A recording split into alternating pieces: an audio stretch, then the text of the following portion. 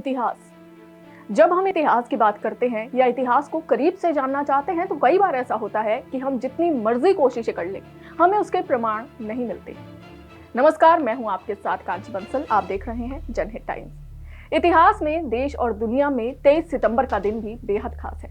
आज ही के दिन कई ऐसी ऐतिहासिक घटनाएं घटी थी जिसे लोग हमेशा याद रखते हैं। 23 सितंबर 1908 को हिंदी जगत के सुप्रसिद्ध कवि रामधारी सिंह दिनकर का जन्म हुआ था। 23 सितंबर 1983 के ही दिन पाकिस्तान से आबू धाबी जा रही गल्फ एयर का यात्री हवाई जहाज आतंकियों ने उड़ा दिया था।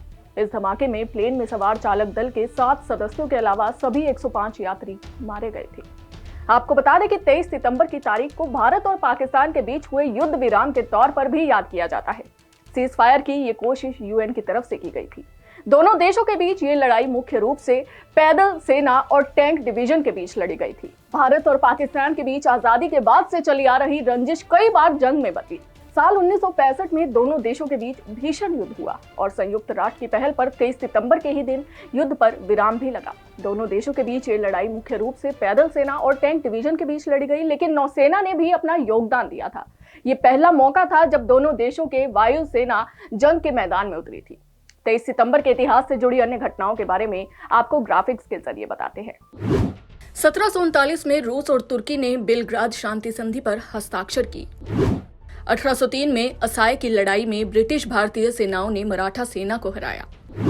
1857 में रूस का जंगी जहाज लोफोर्ट फिनलैंड की खाड़ी में तूफान में घिरकर लापता हो गया। 826 लोगों की मौत हो गई थी।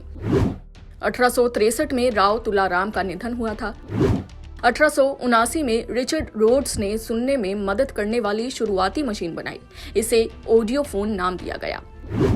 1929 में बाल विवाह निषेध विधेयक को मंजूरी दी गई। ये शारदा कानून के नाम से जाना गया। 1955 में पाकिस्तान में बगदाद की संधि पर दस्तखत किए। 1965 में भारत और पाकिस्तान के बीच जंग में युद्ध विराम का ऐलान हुआ।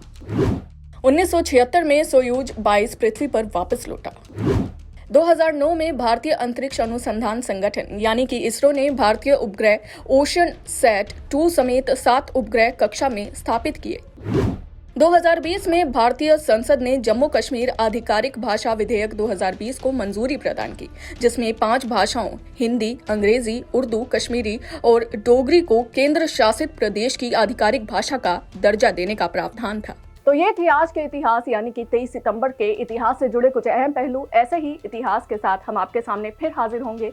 देखते रहिए जनहित टाइम्स। जय हिंद।